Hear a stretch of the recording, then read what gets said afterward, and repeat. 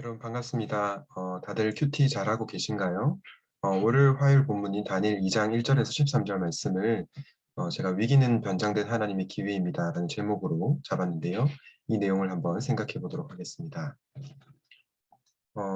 오늘 2장 1절 말씀에 보면요. 느부갓네살 왕위에 오른 지 2년이 되는 해에 꿈을 꿨는데 마음이 답답해서 잠을 이루지 못했다고 합니다.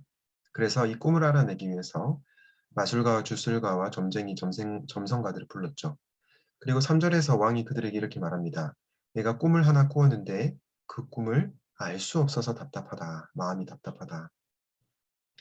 1절과 3절에 마음이 답답하다라는 표현이 두 번이나 나오는데요. 여러분 이것은 무엇을 보여줍니까? 느부갓네살 왕이 사실 세상이 최고 높은 왕이었죠. 무소불위의 권력을 가진 왕입니다. 그런데 그 왕조차도 자신이 꾼 꿈을 알지 못해서 마음이 답답하는, 번민하는 그런 연약한 존재라는 것을 보여주고 있는 것입니다. 인간의 한계와 인간의 연약성에 대해서 잘 보여주고 있는 구절이라고 할 수 있겠습니다. 말씀드린 것처럼 이 왕은 자신의 꿈을 알기 위해서 당시의 마술가와 주술가, 점성가들을 불렀는데요. 여기서 좀 배경 지식이 필요합니다. 이들은 누구일까요? 어떤 사람들은 주술과 점쟁이라고 하니까 이들이 점치고 미신에 매여 있는 굉장히 하급한 어떤 집단이라고 생각할 텐데요. 그렇지 않습니다. 이들은 당시 학문과 공부가 되게 뛰어났던 자들이었고요. 왕에게 상담자 역할을 하고 자문 역할을 했던 전문적인 학자 집단이라고 할 수 있습니다. 그런데 그 전문가 집단이 10절에 보니까 왕에게 뭐라고 얘기합니까? 임금님께서 아시고자 하시는 그 일을 임금님께 알려드릴 수 있는 사람은 세상에 아무도 없다. 여러분, 느부갓네살 왕뿐만 아니라 당대의 최고의 학자 집단이라고 할 수 있었던 그들도 왕이 꾼 꿈의 내용을 알 수 없었다라고 얘기하고 있는 거죠. 이것을 통해서도 우리는 인간의 한계, 인간의 연약함에 대해서 알 수가 있습니다. 느부갓네살 왕은 이 학자들에게 또 바벨론의 지혜자들에게 자신이 꾼 꿈이 어떤 것이냐, 그리고 그 꿈을 해석할 수 있느냐라고 물어보고 만약에 너희들이 이 꿈을 해석하지 못하면 온 집안을 다 쓸어버리겠다라고 오늘 본문에 얘기하고 있죠. 그런데 결국 그들은 알지 못했습니다. 여러분 사실 어떻게 보면 굉장히 황당한 거 아닙니까? 예를 들어서 대통령이 여러분에게 찾아가서 내가 어젯밤에 꿈을 꿨는데 그 꾼 꿈의 내용을 모르겠다. 네가 꼭 꿈을 맞춰봐라. 그리고 그 꿈이 무엇인지를 해석해봐라. 이렇게 다짜고짜 물어본다면 여러분 어떻게 하겠습니까? 굉장히 황당하겠죠.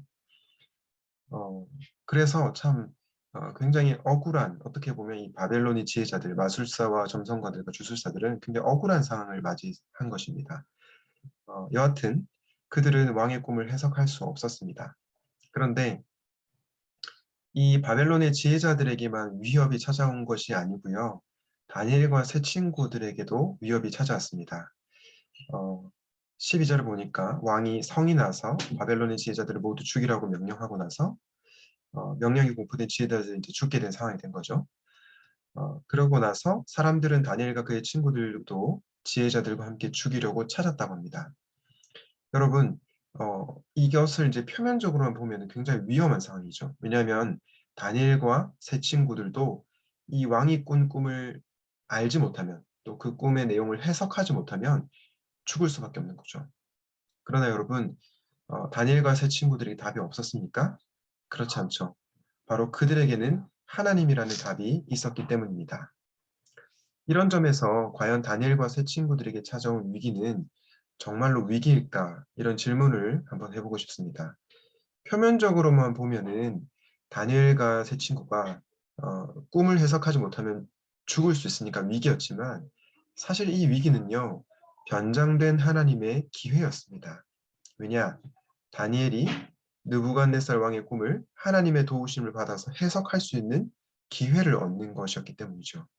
그러므로 우리에게는 위기를 넘어서 일하시는 하나님을 바라볼 수 있는 믿음의 눈이 필요합니다.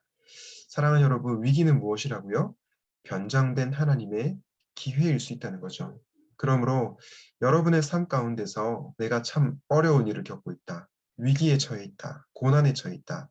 그것이 오히려 변장된 하나님의 기회일 수 있다는 것을 꼭 잊지 마시기를 바랍니다.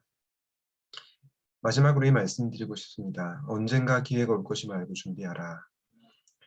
다니엘처럼이라고 하는 주석을 쓴 김근주 교수님께서 이렇게 말씀합니다. 우리는 그 기한이 언제인지 알지 못한다. 언제 하나님께 소리를 사용하시게 될지 알지 못한다. 사람에게 주어진 것은 그 날짜가 언제인지를 아는 것이 아니라 그날이 있음을 믿고 지금 해야 할 일을 행하는 것이다.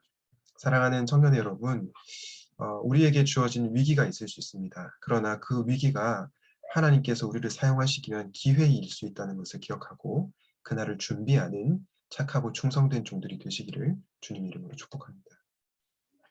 우리가 이렇게 기도하면 좋겠습니다. 우리가 어떤 위치에 있든지 간에 우리의 무지를 인정하고 우리가 연약하고 하나님의 도우심 없이는 그 어떤 문제도 해결할 수 없는 존재임을 인정하게 하시고 겸손하게 하소서.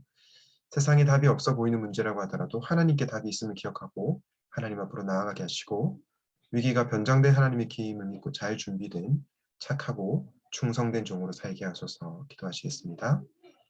하나님 아버지, 느부갓네살 왕도 그리고 바벨론의 지혜자들도 정말로 왕이 꾼 꿈의 내용을 알지 못했고 해석할 수 없는 것을 보면서 인간이 참 연약하고 무지한 존재라는 것을 깨닫게 됩니다. 우리 역시 그러한 존재들입니다. 인정하게 하시고 겸손히 살게 하여 주시옵소서. 하나님, 그러나 세상에 답이 없지만 하나님께는 답이 있음을 기억하게 하시고 우리 인생에 여러 가지 어려움에 처했을 때 하나님 앞에 나아가 기도함으로 하나님이 주시는 지혜와 통찰력을 얻게 하여 주시옵소서.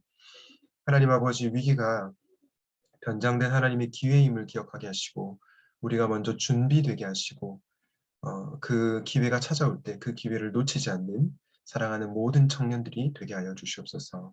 우리의 삶을 이해하시는 예수 그리스도 이름으로 기도하였습니다. 아멘.